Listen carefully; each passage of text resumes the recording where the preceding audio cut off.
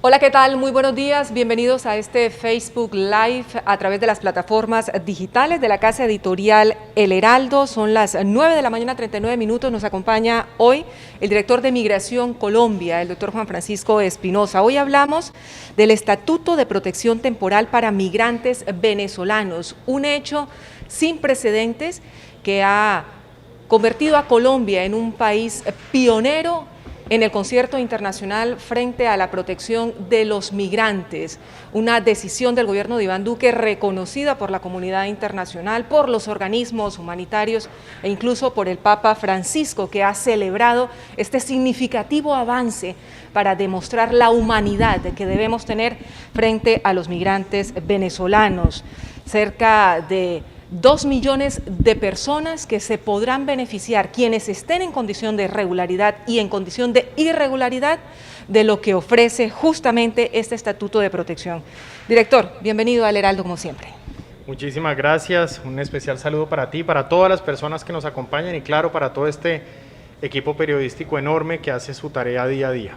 Es fundamental que en el Departamento del Atlántico, donde en ese momento residen alrededor de 160.000 ciudadanos de Venezuela, 96.000 de ellos en la ciudad de Barranquilla, sepamos en detalle el alcance de este estatuto y por supuesto también esta es una transmisión que llega a través de nuestras redes sociales, de nuestras plataformas digitales, a todo el Caribe colombiano, al resto del país, incluso al exterior. Muchas preguntas, muchas inquietudes que hemos venido conociendo a lo largo de toda esta semana y es clave que usted nos pueda ayudar a entender la dimensión de este estatuto. Así que empecemos por lo básico, director. ¿Qué es el Estatuto de Protección Temporal para Migrantes Venezolanos?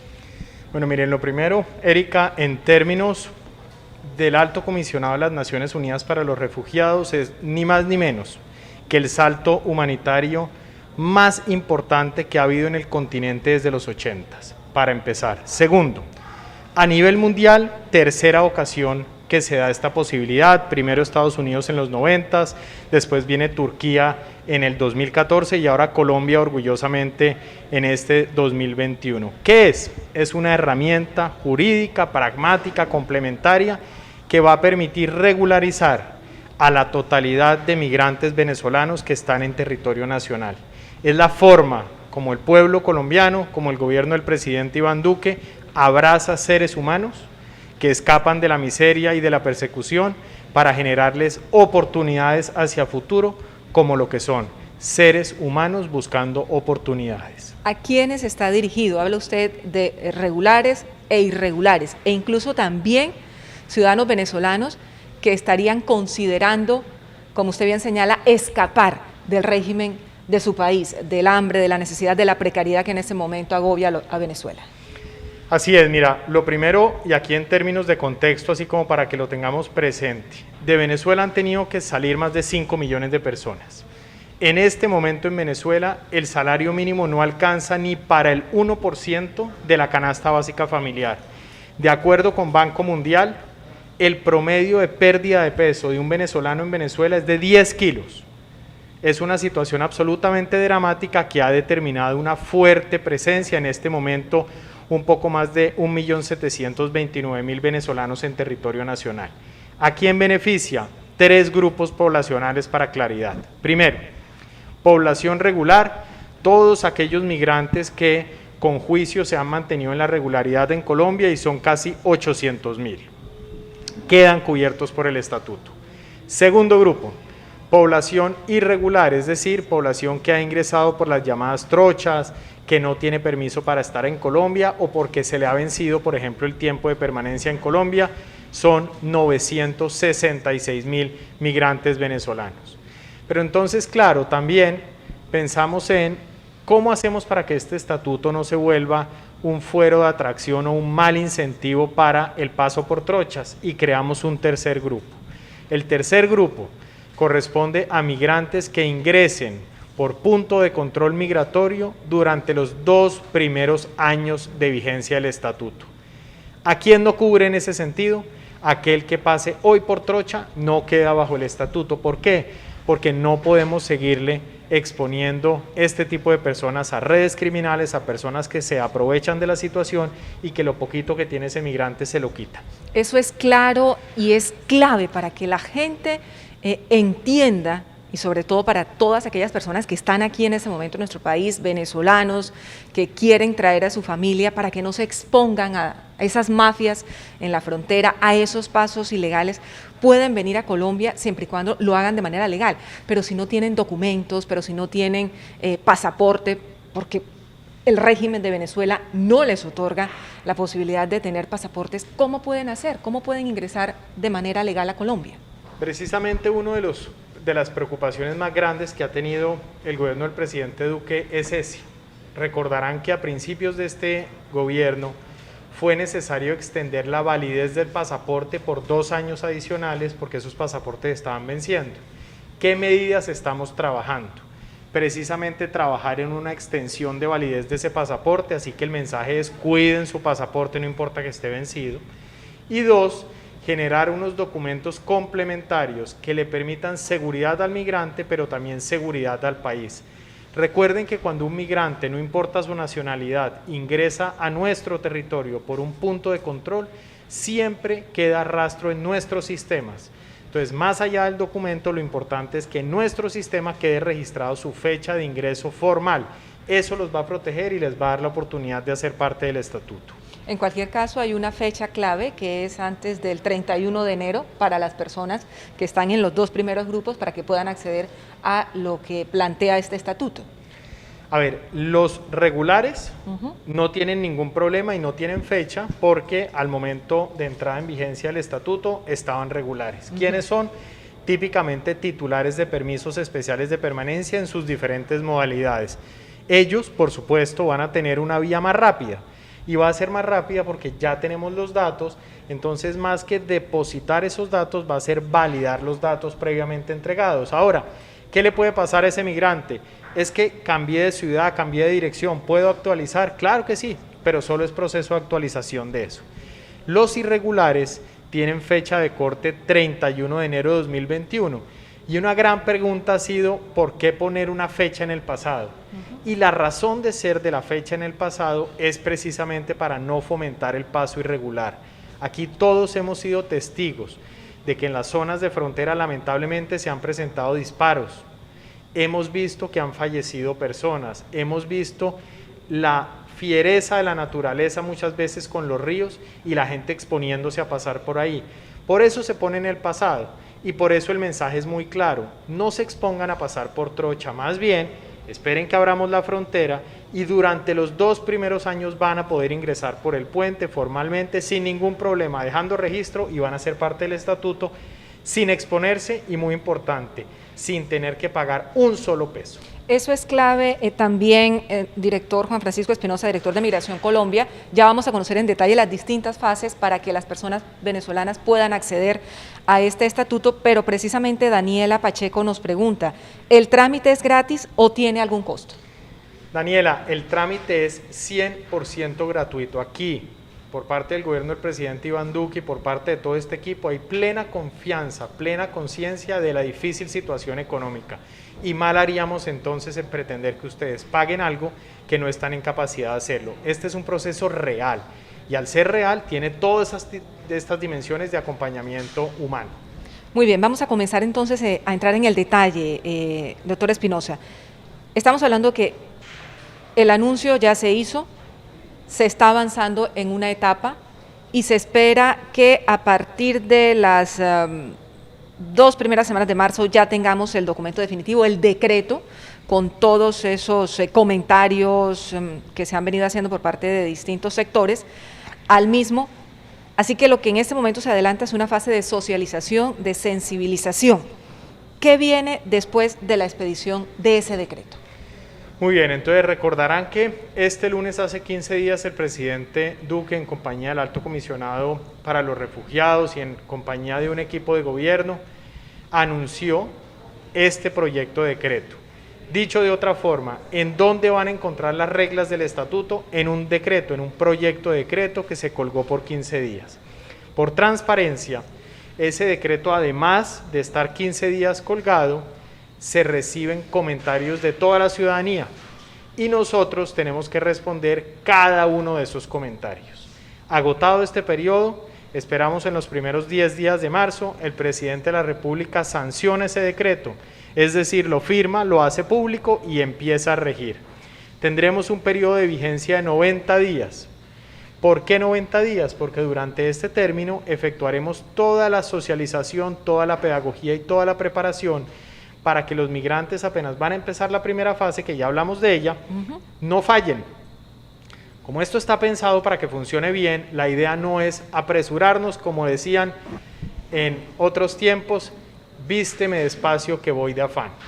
Y en ese sentido, lo que tenemos que hacer en estos 90 días es todos los preparativos, toda la socialización, para que cuando el migrante se enfrente a esa primera fase, lo haga a la perfección y no se retrase el trámite. Entonces podríamos estar hablando que realmente en junio es cuando comenzaría ya aproximadamente a iniciar o a comenzar esa fase 1? La meta es mayo, de hecho. Mayo. ¿Algún día en particular lo tienen ya contemplado? No, digamos, se nos va a mover dependiendo de la fecha de sanción del decreto, pero aquí en el equipo de migración, que saben que dormimos poquito, pero trabajamos con muchas ganas, estamos tratando de acortar los tiempos lo más que podemos para empezar a dar esta importante asistencia y esta gran noticia para el país, para colombianos, para venezolanos y para toda la región. A partir de mayo, entonces, director, fase 1, ¿en qué consiste? Entonces, este proceso lo hemos dividido en 3 fases y pensemos en estas 3 fases como los 3 colores de nuestra bandera nacional. Una primera fase va a ser un proceso de aproximación totalmente digital, en donde el migrante va a hacer 3 cosas. Primero, sus datos básicos, incluidos vía remota, en una tableta, en un celular, en un computador, en un café internet, donde se pueda. Segundo, va a cargar una foto, fondo blanco, sencillita. Y tercero, va a contestar una encuesta socioeconómica. Lo más importante de la primera fase, la carga de la encuesta o la respuesta socioeconómica. Es sí o no, no son preguntas complejas, pero es muy importante que se contesten con la mayor verdad y transparencia, porque con esto lo que vamos a lograr saber finalmente es cuál es el nivel de bilingüismo que tenemos en la población migrante, cuál es su nivel de formación, cuántas personas forman su familia. Muy importante, que lo hemos dejado de lado en el país, discapacidad, qué tipo de discapacidad hay, cuántos tienen discapacidad, y así cada uno de los datos que nos permitan orientar de una manera más precisa la política pública. Las personas que no tienen acceso a plataformas digitales, a internet, a servicios de computadores, ¿qué pueden hacer? ¿Qué alternativas les quedan? Este ha sido, Erika, un trabajo muy extenso que no es de un par de meses atrás, con un esfuerzo enorme de nuestra Cancillería, de Presidencia, el equipo de migración, en donde nos hemos dedicado a cuidar el detalle y la realidad. Por eso, en efecto, habrá un grupo muy importante de esos migrantes que logren hacerlo en su propia tableta, en su propio celular o en el de un vecino, familiar o amigo. Pero habrá un grupo que no será pequeño, de aquellos que no tienen acceso a tecnología o no tienen la suficiente habilidad para el manejo de la tecnología. Por eso en estos primeros 90 días lo que nos vamos a ocupar es de tener personal de apoyo a lo largo de todo el territorio nacional que auxilie a estas personas en este proceso. Es un proceso que tenemos calculado como rápido, es decir, dependiendo de la habilidad de la persona, pero aproximadamente en 20 minutos la persona va a poder agotar su fase 1 y en caso de que necesite asistencia, pues vamos a tener también el despliegue de nuestro call center, de nuestros muchachos y muchachas de migración, pero adicional un personal de soporte en el territorio nacional que auxilie este proceso. Cuando yo termine la fase 1, ¿puedo de manera inmediata comenzar la fase 2 o hay que esperar un periodo que será en el que se desarrolle esa fase 1? Ok, lo que hemos coordinado y en lo que estamos trabajando en el equipo es vamos a concentrarnos en fase 1 de inmediato, porque recuerden que tenemos de entrada 1.7 millones de personas.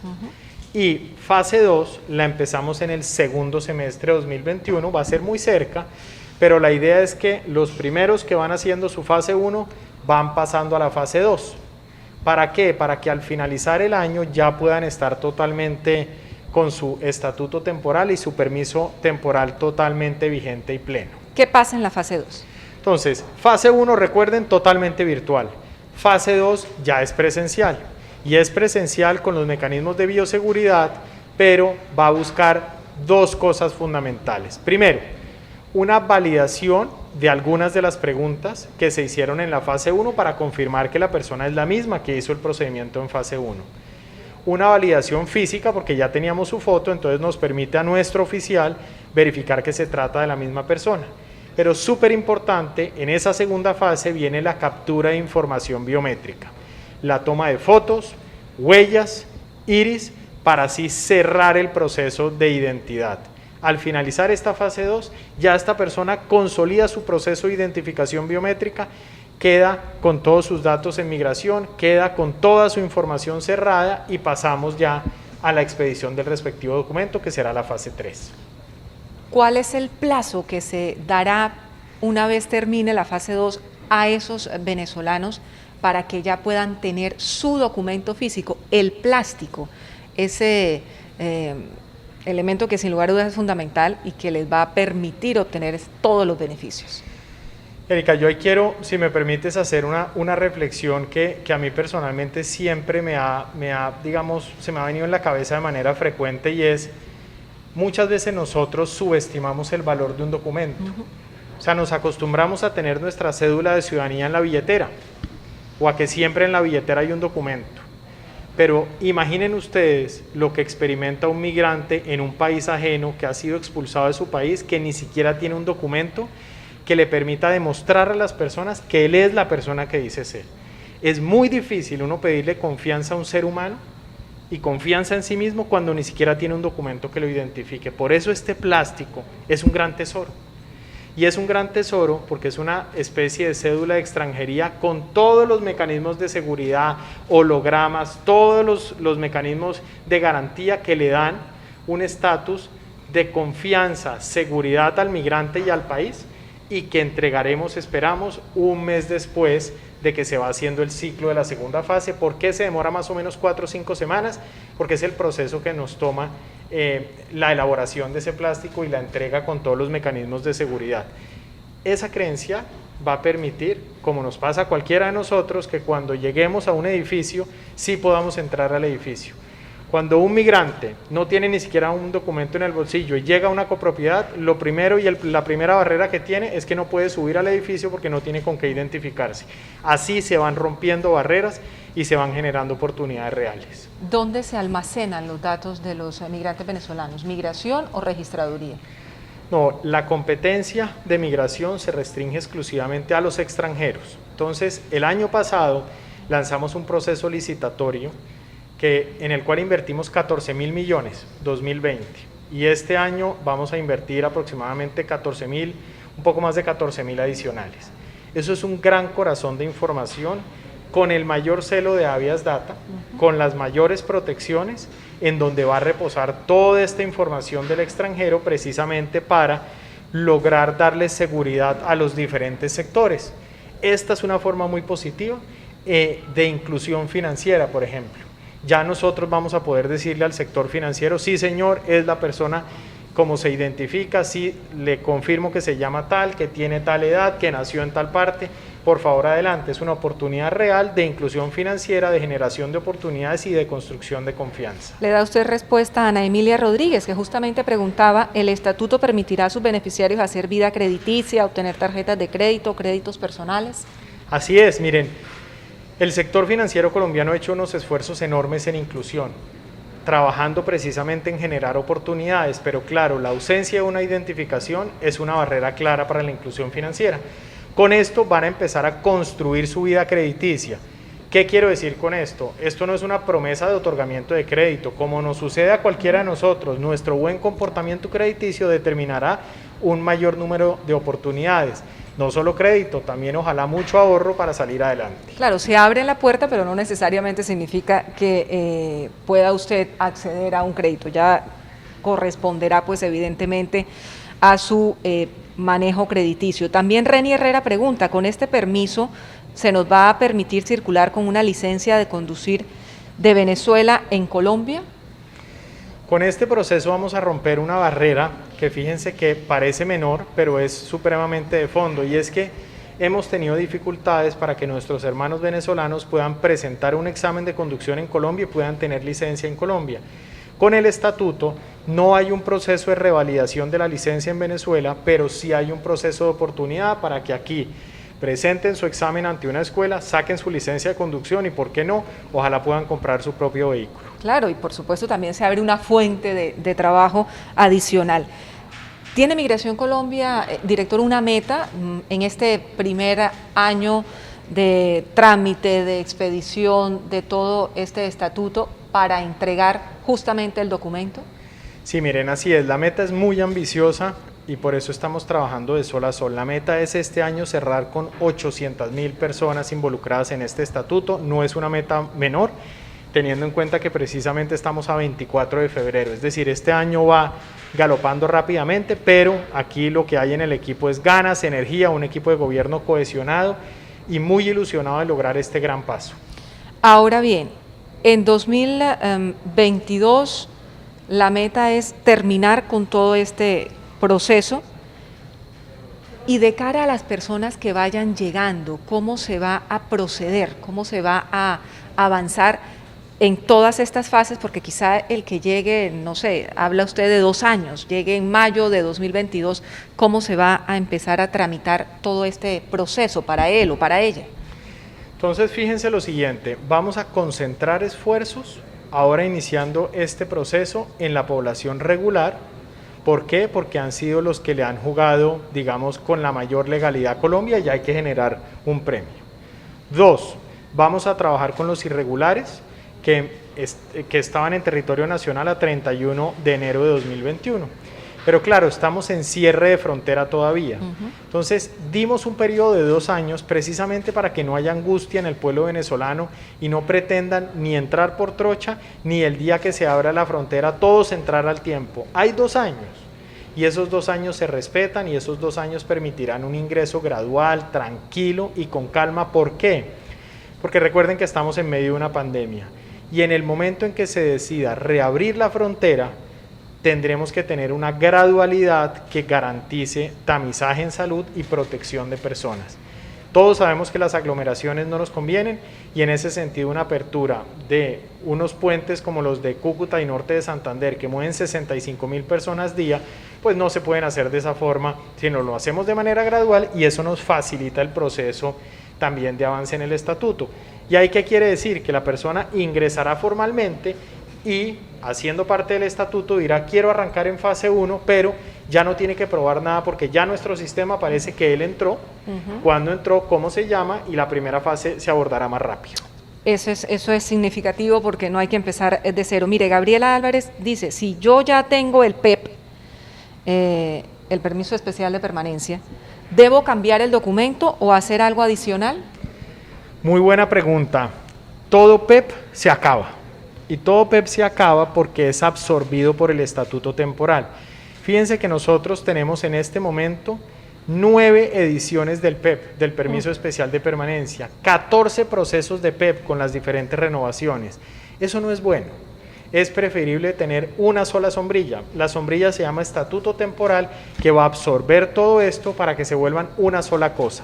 Entonces, ¿qué va a pasar en el caso de esta titular de PEP? Que es regular, no tiene problema, pasa a estatuto temporal y avanza en su vida en Colombia. Pero sí tiene que hacer el trámite, fase 1, fase 2, todo. Tiene que hacer su trámite, lo que pasa es que cuando ella vaya a fase 1, con el número de su PEP, le va a aparecer precargada su información. Entonces, el proceso va a ser más rápido porque ella sencillamente confirma los datos, hace su encuesta, carga su foto y sale. Una pregunta más de Eduardo Lemon. Estoy regular desde que llegué y tengo 4 años y 3 meses en Colombia. ¿Con el estatuto podría solicitar visa de residencia antes de los 5 años o cuál sería el proceso que debo seguir? Ok, esa pregunta es súper importante y se las voy a aclarar a todos para que sepamos en qué estamos. El estatus ordinario de un migrante, cualquiera sea su origen, es que cuando una persona colombiano, por ejemplo, llega al exterior o un extranjero a Colombia, lo hace típicamente con un permiso de turismo que le permite estar 90 días en territorio nacional, pero no le permite estudiar, no le permite trabajar.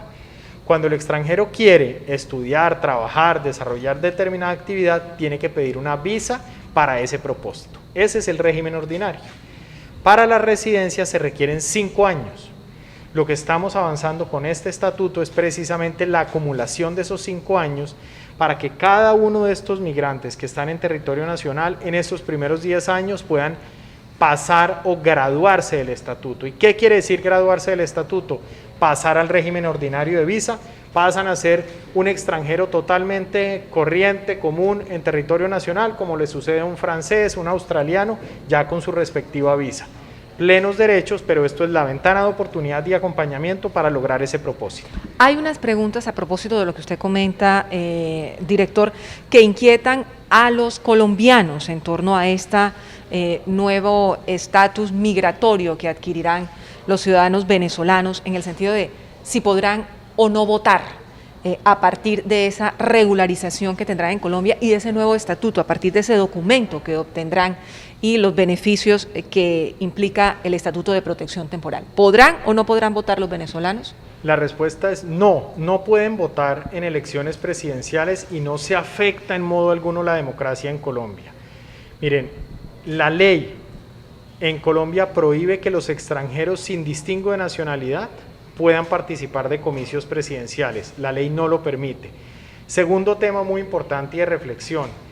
Las grandes naciones se construyen con migraciones y los colombianos debemos abrir los ojos y reconocer que lo que estamos viendo en las carreteras del país y en las calles son familias pasándola mal.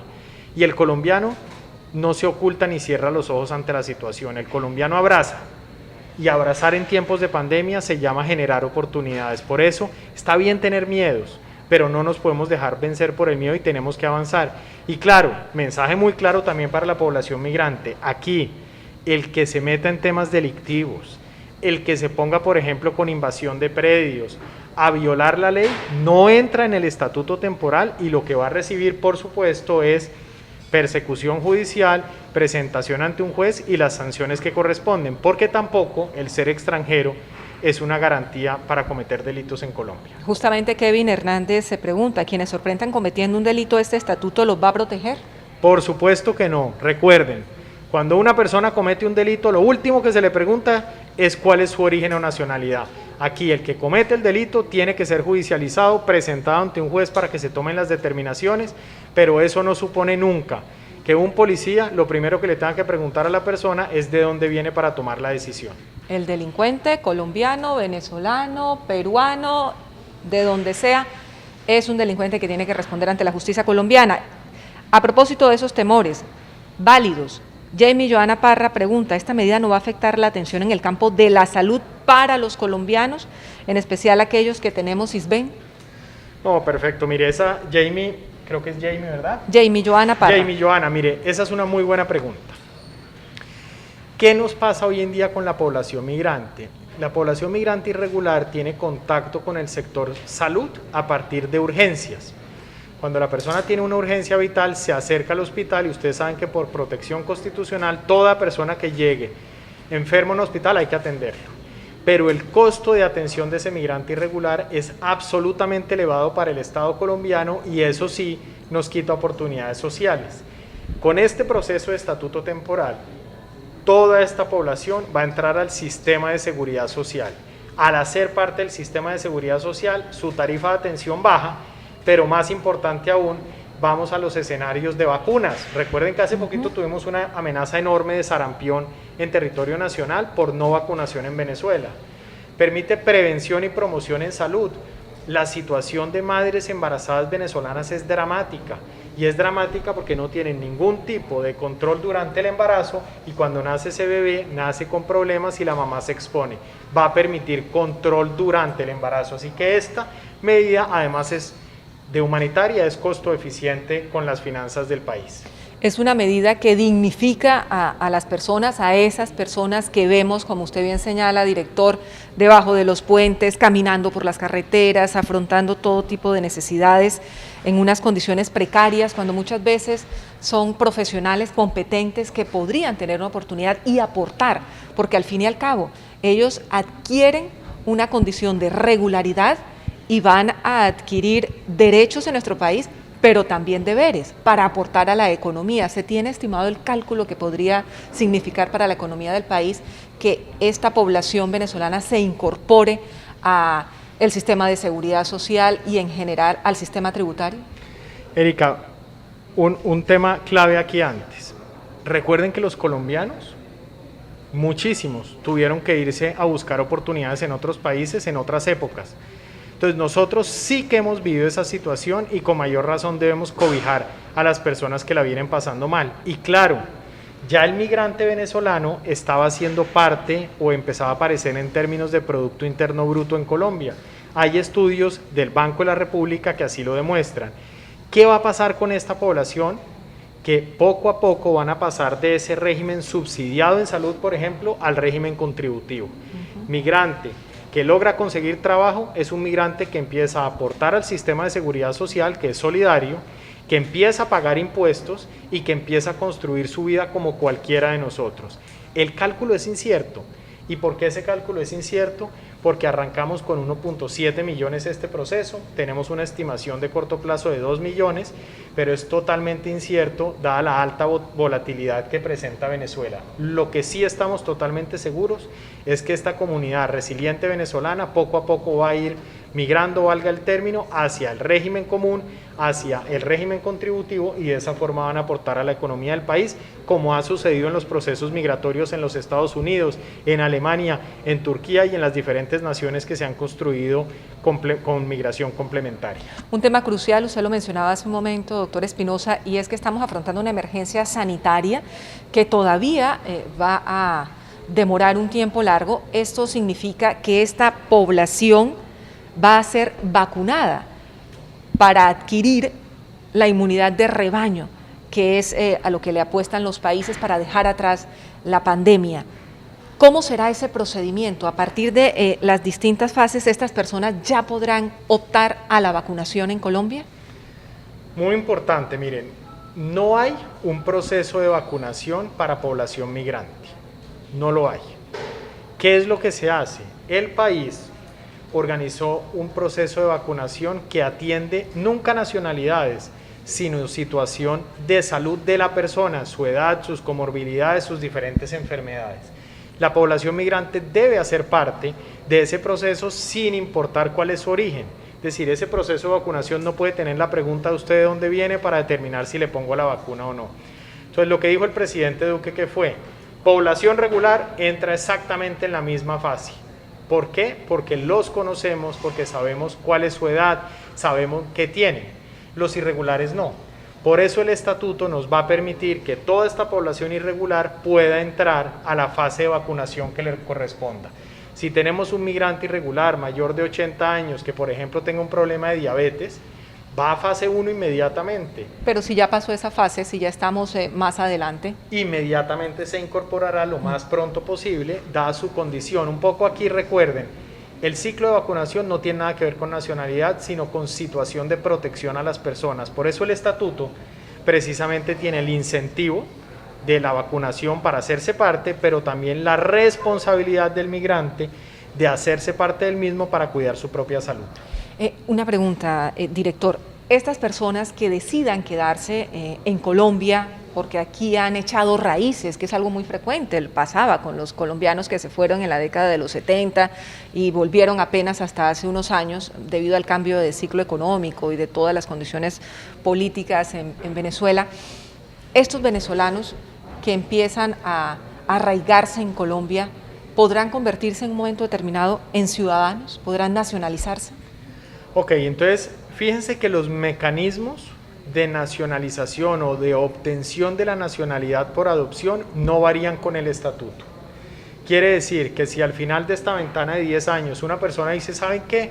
Colombia ha sido demasiado generosa conmigo, yo quiero pedir la ciudadanía por adopción, puede iniciar su trámite, pero no varían los requisitos para este procedimiento con el estatuto. El estatuto es una ventana de oportunidad que no acorta esos plazos, no los flexibiliza y, muy importante, es una medida apolítica por definición.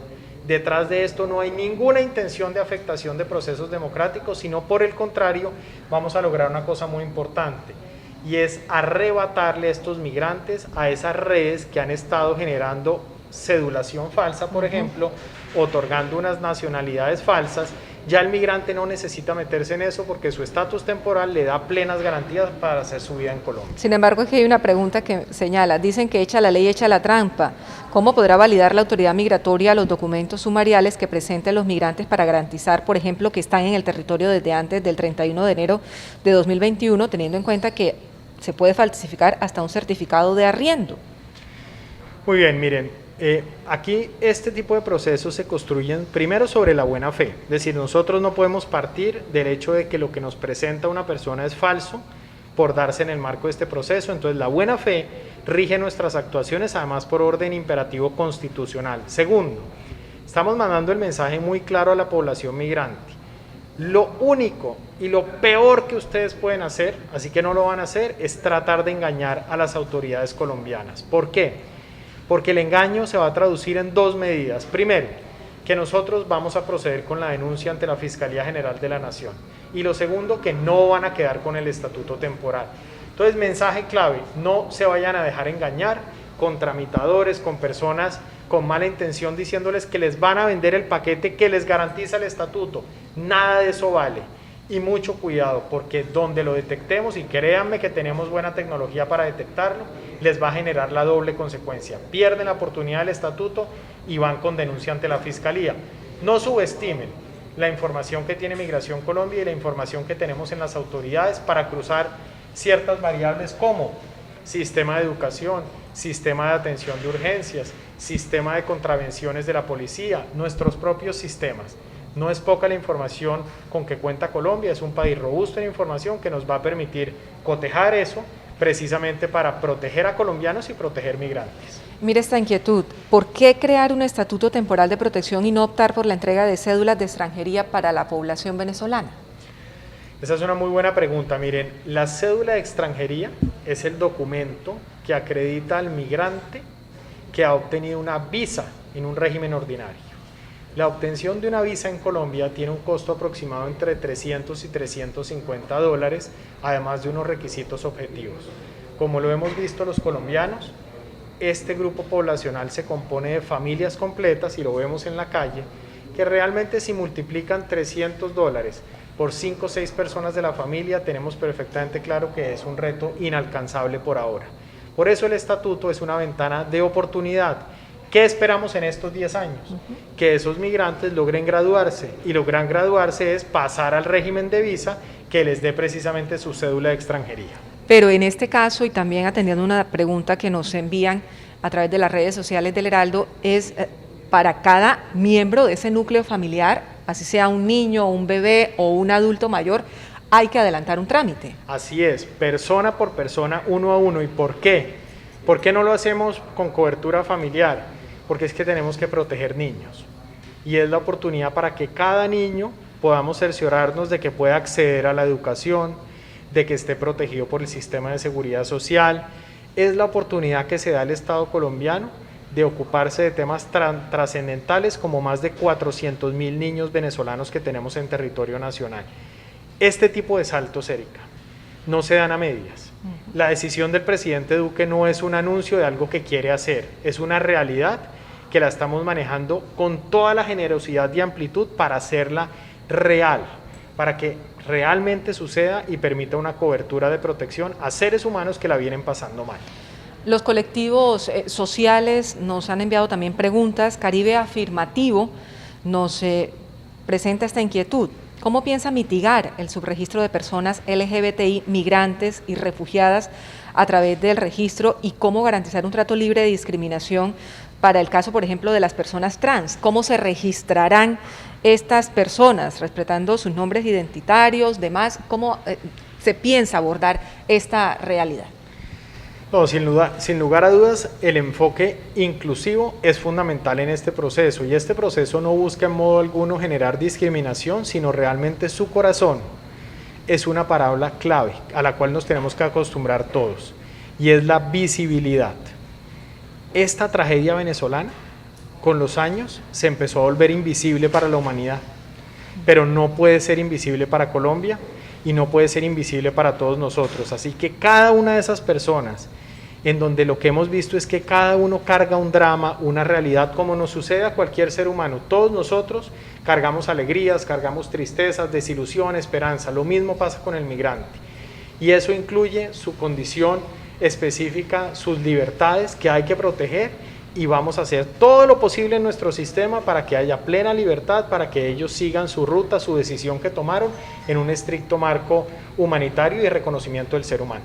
Esta es una decisión de tal calado, de tal importancia, tan absolutamente trascendental, que no solo implica derechos y deberes para los venezolanos, sino también para los colombianos, que muchas veces desafortunadamente hemos abusado, hemos explotado a los ciudadanos venezolanos. Me llama mucho la atención la pregunta de Brian, que consulta: con este estatuto tengo que afiliar a salud y pensión a mi empleada doméstica venezolana. Pues debe haberlo hecho antes, Brian, pero en cualquier caso, sin lugar a dudas, hay que avanzar en considerar a estos seres humanos que han huido, director de Migración Colombia, doctor Juan Francisco Espinosa, de su país. Es que ellos no están aquí porque hayan venido de vacaciones, sino verdaderamente porque están huyendo de lo que ocurre en su país. Erika, una persona, una familia que entra por Cúcuta, tarda en llegar a Bogotá a pie 22 días. Son 22 días caminando, en donde ellos no llegaron al punto de frontera en el Táchira en carro, también venían caminando. Imaginen ustedes el grado de desilusión, de desesperanza que puede tener una persona para coger sus hijos, las pocas pertenencias que tienen, y arrancar a caminar por 22 días. Eso es lo que nos toca pensar. Ese es el grado de desesperanza, de maltrato, de desilusión que vive esta población, y ojalá nos pusiéramos en sus zapatos para una decisión tan dura como esa. Ayudar al migrante no es pagarle menos. Ayudar al migrante no es decir yo le pago con comida. Ayudar quiere decir lo contrato en las mismas condiciones que un colombiano, cumpliendo absolutamente la ley. Entonces, este proceso precisamente rompe esa posible competencia desleal entre la mano de obra nacional y la mano de obra de los migrantes venezolanos. Todos contratados bajo un mismo régimen, en donde las oportunidades se generan ¿para quién? Como sucede en cualquier país, para el que mejor hace su trabajo, para el que más se esfuerza y el que más logra hacer sus pinitos y hacer, digamos, su mayor esfuerzo para lograr avanzar. ¿Cómo vencer precisamente? Y ya vamos redondeando este Facebook Live, al que le agradecemos enormemente haya podido responder todas estas inquietudes. ¿Cómo vencer esas resistencias, esos temores, director, en torno a lo que muchos ven en el venezolano, que es un rival, quizá para un tema de salud, para un tema de educación, para un tema laboral, o incluso una estigmatización en torno a que todos los venezolanos son delincuentes, estigmatizaciones que los mismos colombianos que hemos vivido en el exterior hemos recibido, de que todos los colombianos son narcotraficantes o todas las mujeres son prostitutas. Desafortunadamente, ¿cómo derribar esas barreras? Miren, yo les confieso que yo todas las mañanas o todas las noches me entran preguntas sobre el estatuto, cosas no contempladas. Entonces, tener miedo está bien. Tener inquietudes está bien, es el proceso normal. Lo que no nos podemos dejar es vencer por el miedo, así como no lo hicimos durante la pandemia. Entonces, no a las generalizaciones. Los colombianos hemos sufrido generalizaciones terribles en el exterior. Entonces, nosotros que la hemos sufrido tenemos que dar ejemplo.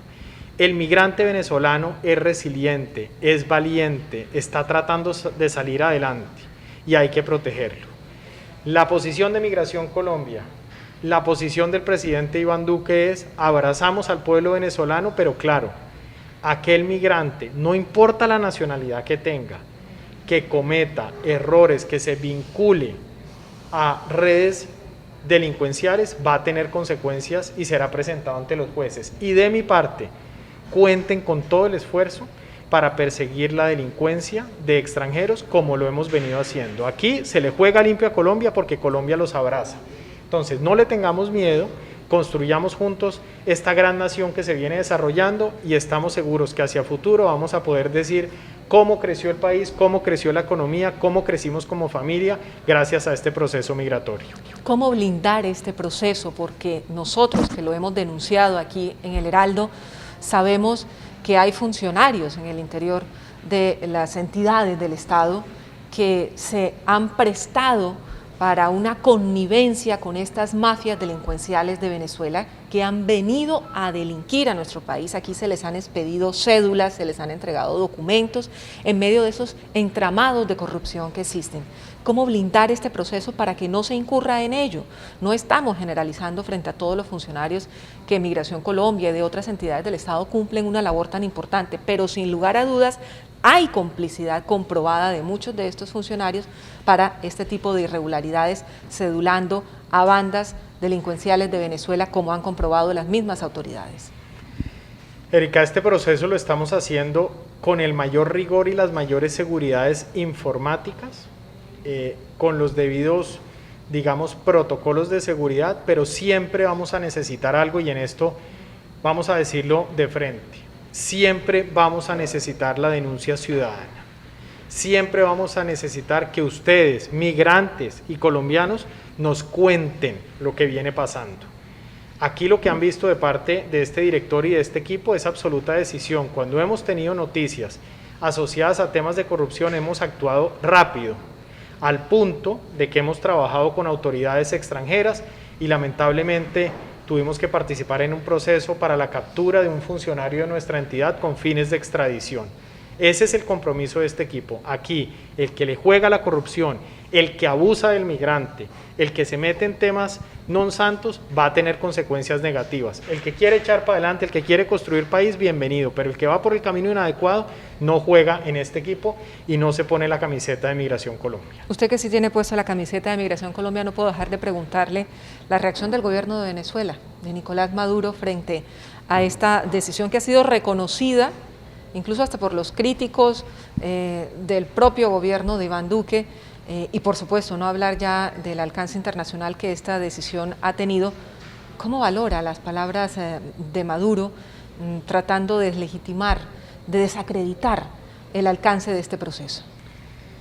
Yo francamente, Erika, no entiendo ese señor cómo duerme. Yo realmente no entiendo cómo una persona es capaz de irse a dormir viendo que su pueblo viene sufriendo lo que viene sufriendo. A Dios gracias, está la decisión del presidente Duque y su determinación de abrazar este pueblo que sufre. Ojalá algún día cese esa situación en Venezuela y ojalá algún día pueda resurgir esa gran nación con la cual trabajamos muchísimos años, que nos unen lazos de hermandad. Y ojalá algún día estas personas tengan la oportunidad de volver a su propia tierra. En ese momento, ¿qué está pasando en la frontera? Sobre todo esa frontera de Cúcuta, de norte de Santander, que es tan viva. ¿Qué está ocurriendo allí? En este momento estamos en una fase, digamos, de transición marcada mayoritariamente por las decisiones de Venezuela de restricción amparados en la pandemia. Esto quiere decir que han diseñado unos mecanismos de bloqueo en los diferentes puntos de frontera que nos generan a nosotros mayores presiones. Entonces, ¿qué quiere decir esto? Que empezaron unas fases en el Táchira y eso disminuyó el paso de migrantes por la frontera de norte de Santander, pero nos generó una presión más fuerte por Arauca y por La Guajira.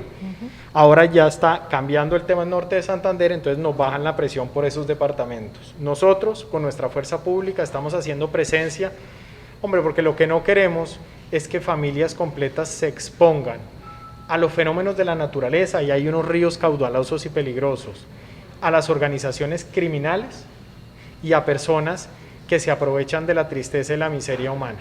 Al final del día, miren, y esto parece elemental y lo es, las migraciones no podemos olvidar, son de seres humanos, y esos seres humanos lidian con sus dramas día a día, no hay que alejarlos, hay que cobijarlos. Lo mismo está pasando en La Guajira, y se lo pregunto porque esa es la que la tenemos más cerca, y el cierre de fronteras por la emergencia sanitaria se mantiene por tiempo indefinido.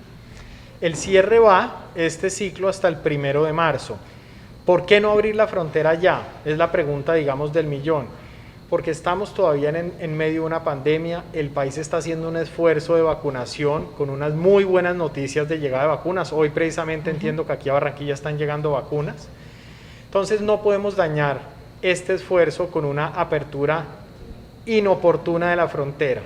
En la medida en que la oferta, las habitaciones, las UCIs de zona de frontera no tengan suficiente capacidad para absorber una llegada masiva de migrantes, no podemos abrir. Y esa apertura, por ejemplo, tratándose de países amigos como Ecuador, como Perú, como Brasil, como Panamá, tiene que darse de manera sincronizada. No hacemos nada si Colombia abre y el vecino país no abre. Tratándose de Venezuela, pues como es natural, no hay ningún tipo de interlocución, pero queremos es no generar algún tipo de promesa vacía de atención en salud que no se materialice. Es un desafío enorme, director, el que les espera. Llegar hasta este punto supongo que no fue fácil. Se debieron contemplar muchas decisiones para llegar a dar este significativo paso. Miren, esto es un trabajo de muchísimos meses, de mucha gente, con un trabajo que yo quiero reconocer de nuestra Cancillería y del equipo de Cancillería enorme, de Presidencia, del equipo de Migración, unas discusiones largas, difíciles, cómo construir, cómo llegar a los 10 años, cómo abrir la ventana de los 2 años, los requisitos. Crean que esto no es un documento que uno copia del exterior y lo pone sobre la mesa. Esto requirió muchísimo análisis. Por eso hemos visto con beneplácito tantos mensajes positivos a nivel internacional y nacional. Pero que se traduzcan en recursos, que se traduzcan en platica, porque también es cierto que tenemos una desventaja frente a la atención de otras crisis humanitarias de migrantes y de refugiados en distintas partes del planeta. A eso voy, miren, y aquí hay que decirlo con claridad, Colombia este reto no lo puede asumir solo. ¿Colombia es culpable de la migración venezolana? No. ¿Colombia es culpable de la tiranía, de la opresión y del abuso de Venezuela? No, pero es el vecino. Entonces el llamado internacional del presidente Iván Duque y de todo el equipo ha sido, no nos pueden dejar solos, tienen que apoyar. Y apoyar no son anuncios, apoyar es participar de los proyectos, generar apoyos económicos y ayudar a construir. La migración venezolana no es responsabilidad de Colombia, es responsabilidad de la humanidad.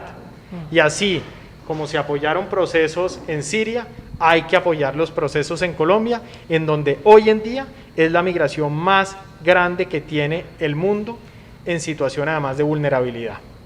10 de la mañana, 31 minutos, ha sido cerca de una hora de una charla franca, honesta, absolutamente aclaratoria, explicativa, respondiendo sus preguntas, sus inquietudes acerca de los alcances de este Estatuto de Protección Temporal, atendiendo la importancia de la población en la ciudad de Barranquilla, en el departamento del Atlántico, en la región Caribe, de los migrantes, porque definitivamente hay que romper paradigmas, hay que dar pasos significativos hacia lo que significa la integración, que es un proceso fundamental. Ahora con el documento ya nadie puede decir es que no están en una condición de regularidad, no les podemos dar una oportunidad.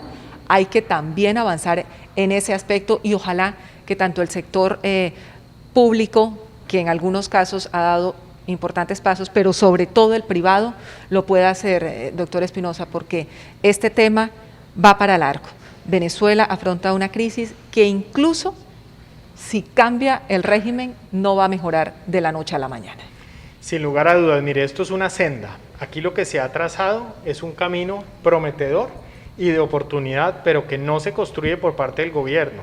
Se construye con la voluntad del migrante, que tiene una carga enorme de portarse bien, de cumplir las normas y de salir adelante. Del sector privado, en la generación de oportunidades y en la construcción de oportunidades. Y de todos y cada uno de nosotros. Fíjense lo que es la vida. La pandemia nos quitó la oportunidad de abrazar, pero nos da esta oportunidad de abrazar realidades y de abrazar posibilidades. Y a esto tiene que dedicarse el país de aquí en adelante para que seamos el día de mañana una nación aún más grande. Una apuesta segura para la integración de los venezolanos y todos podemos sumarnos a evitar ese inmenso sufrimiento que sufren las personas de mayor vulnerabilidad que a diario siguen llegando a nuestro país, incluso si la frontera está cerrada. Doctor Juan Francisco Espinosa, director de Migración Colombia, muchísimas gracias por estar en El Heraldo y por hablarle a todas nuestras audiencias. Erika, a ti, al contrario, mil y mil gracias por tenernos en cuenta, por recibirnos con esta generosidad tú y todo tu equipo. Aquí desde Migración Colombia seguiremos trabajando día y noche por materializar este sueño, esta realidad y siempre por tener un país mucho más seguro. La información ciudadana es fundamental para que las personas puedan tener los argumentos, no solo los venezolanos, para que puedan avanzar en las distintas fases del Estatuto de Protección, acceder a los beneficios, sino también para que los colombianos empecemos a valorar la importancia de integrar a la población venezolana. Muchísimas gracias a todas las personas que nos acompañaron a este Facebook Live con el director de Migración Migración Colombia, hablando de un tema del que todos debemos estar enterados e interesados, el Estatuto de Protección Temporal para cerca de 2 millones de migrantes venezolanos en Colombia. Que tengan un muy buen día.